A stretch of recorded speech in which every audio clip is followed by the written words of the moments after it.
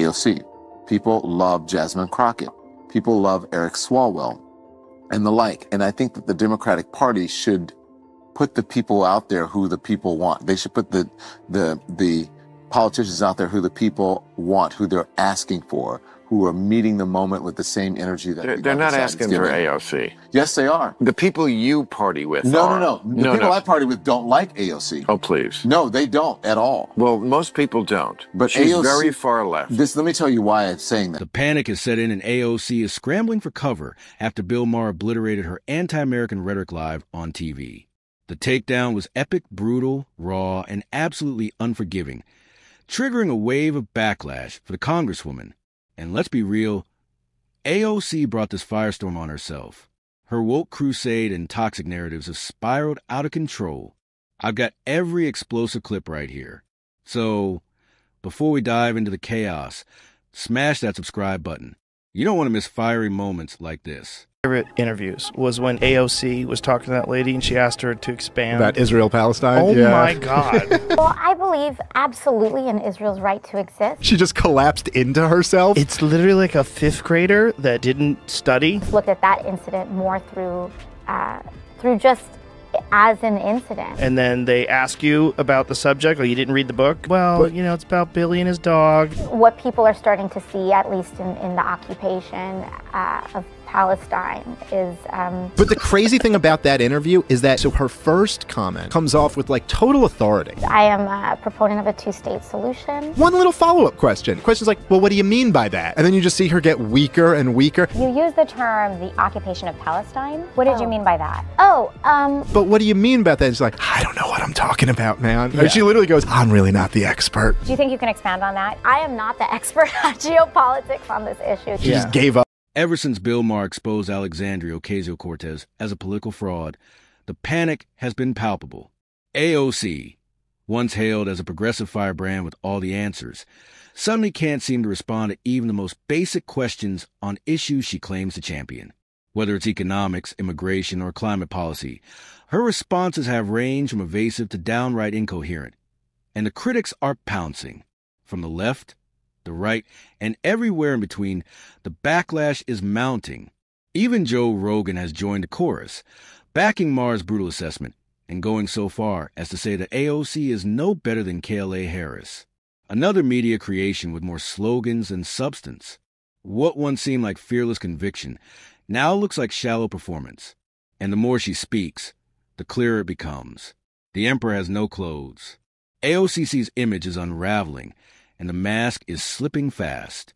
Check out this next clip on AOC's panic, and I'll be right back.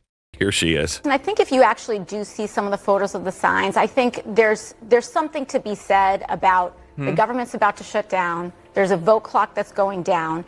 The exits that are normally open in that building were suddenly closed. Suddenly. So you pull the fire alarm? So what I'm here to say is that what I'm House here to say Administration and U.S. Capitol Police and Jamal Bowman are an active, and he's fully participating and saying there was a misunderstanding. But what I do think is... Hold on. He's active and fully participating in saying that there was a misunderstanding? He was actively... That is not our language. No, he was... What language is that? She is delightfully stupid. I know people don't like her. I understand that. Right. But I just find her just wonderful. She's so... And that right, there's the panic in plain sight. Rambling answers filled with buzzwords that make zero sense. It's like watching a word salad on fire. If you've been paying attention, you'll notice this is AOC's signature move. Anytime she's caught off guard or asked a question she hasn't rehearsed, she spirals into incoherent, jargon-packed nonsense that leaves even her supporters scratching their heads. She tosses out terms like systemic injustice, intersectionality, and marginalized communities like confetti, hoping that sounding intellectual will distract from the fact that she's not actually saying anything of substance. But people are starting to catch on. The theatrics don't land like they used to. Her once fiery persona is now being exposed for what it is. A carefully crafted image built more on social media clout than real policy knowledge. And when pressed, the cracks start to show. Loud doesn't mean right. Emotional doesn't mean effective. And AOC, she's running out of places to hide. C has called for the investigating and possible impeaching of members of the Supreme Court. Here's what she said. I believe that we should be considering subpoenas. We should be considering investigations. There also must be impeachment on the table, and the Supreme Court has not been receiving the adequate oversight necessary in order to preserve their own legitimacy. Where in the Constitution do you find oversight?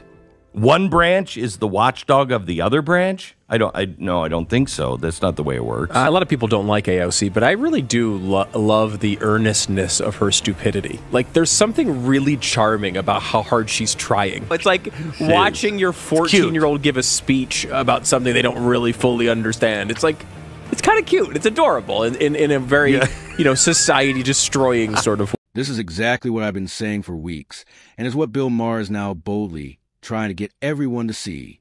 Alexandria Ocasio-Cortez isn't nearly as sharp or principled as the media paints her to be. For someone who claims a fight for the working class, she has a curious habit of showing up at elite red carpet events thrown by the very same oligarch she supposedly opposes. You can't wear designer gowns at gala fundraisers and then preach about income inequality with a straight face. That's not activism, that's performance. So when her name started floating around as a potential replacement for KLA Harris, many of us immediately raised an eyebrow, and rightly so. We saw through the illusion AOC may be loud, but she lacks depth. She may tweet well, but she crumbles under real scrutiny. If this is the Democratic Party's future, they've got bigger problems than they realize.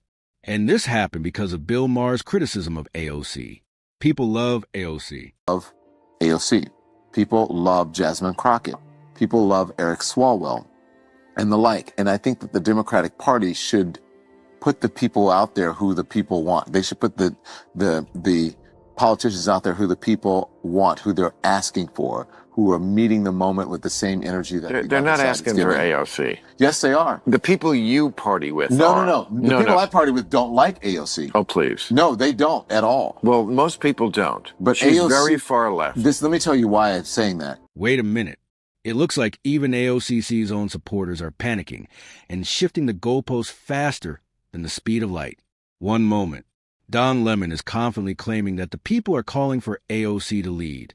But then when Bill Maher calmly retorts that nobody actually likes AOC outside of Lemon's social circle, Don suddenly backpedals and insists that even the people he parties with don't like her. Now, if that isn't pure panic and confusion, I don't know what is. It's like watching someone try to bail water out of a sinking ship with a spoon. I'm honestly not surprised. Defending the idea of an AOC presidential ticket is like trying to sell sand in the desert. It's a tough, almost impossible job. And for Don Lemon, who's been flailing for relevance ever since the CNN exit, this attempt to prop her up only further exposes a desperation. People will vote for AOC and Donald Trump on the same ticket because they're authentic.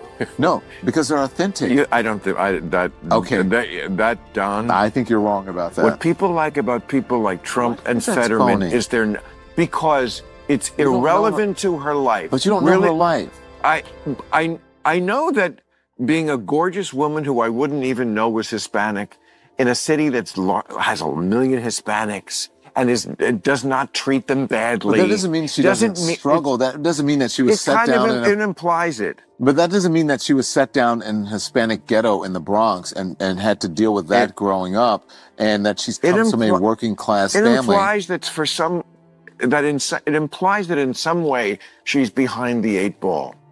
Because of that, and it's just not true. Don't be deceived. AOC may have some people fooled, but not Bill Maher. He sees right through the carefully crafted narrative. Ma has publicly questioned the authenticity of her so-called working-class origin story, and he's not wrong to do so. Contrary to the image she tries to sell, AOC didn't exactly grow up in the gritty, impoverished neighborhood she references in her speeches. Her father was relatively well off, and she had access to opportunities and education that many truly struggling Americans never do. And then came the most absurd comparison of the night. Don Lemon tried to equate AOC's authenticity with Donald Trump's. Really, these two couldn't be more different. Say what you will about Trump, But his brand of authenticity, loud, unfiltered, and unapologetic, isn't something you can fake. AOC's version, on the other hand, feels more like a marketing campaign than a genuine identity. It's all optics and very little substance. Anyway, Ma continues as expose. And so I don't know if she's behind the 8 ball, but I don't think she's as privileged as many people who are in Congress right now. Is that privileged or not? She was a bartender. Yeah. You know, so I was a delivery boy. But I'm saying sometimes, Bill, you don't agree with Donald Trump's policies. No. But that's what the people want. Some of them. Whether you like her or not, I don't like what she did with Amazon in New York. But I think AOC she's a Democratic icon. Well, she's the wrong. If you think that's the direction the country, the Democratic. I'm not saying the policies that she espouses that's the direction, but I'm saying that you have to give the people who are out front speaking for the party, not the people who are. If you think she's evolving, yeah, she's evolving, and we all are, and she is moving into right. She understands the game a little bit more. And if you notice, she is sort of becoming a sort of normal kind of Democrat in many ways. Yes. I think she's great. It's a very smart tactic. She's very smart. Let's get behind that. Sometimes I genuinely struggle to understand what point Don Lemon is even trying to make. Is he really arguing that the public should simply be handed whatever leader they ask for, no matter how dangerous, unqualified, or misguided the choice may be?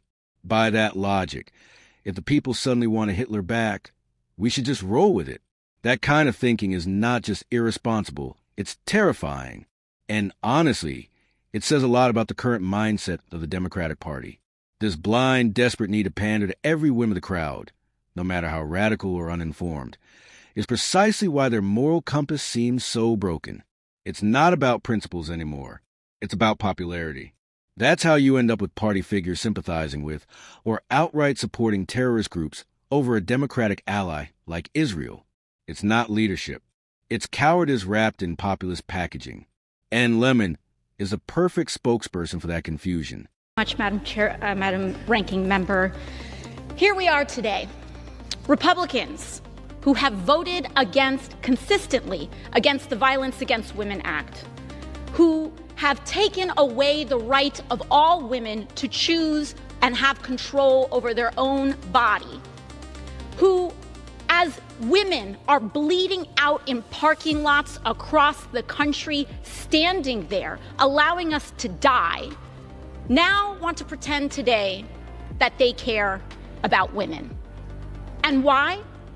To open up gender and, yes, genital examinations into little girls in this country in the so-called name of attacking trans girls. And to that, today, what we have to say are 2 words: not today. I honestly got a migraine just watching that clip.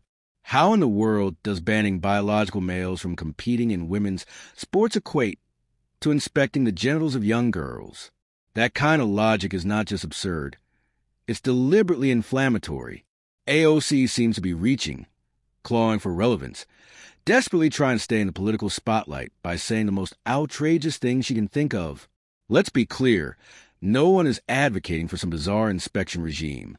The debate is about fairness and protecting the integrity of women's sports, not about violating anyone's privacy. Do we subject other athletes to genital inspections before classifying them as male or female? Of course not, because that's not how it's done and AOC knows it. But she doesn't care about truth, only headlines. Her comments aren't rooted in facts or concern for young girls. They're political theater. And beneath the drama, there's nothing of substance. AOC is once again all soundbite and no depth. You know who loves this bill? Yes, bigoted folks love this bill. Assaulters love this bill.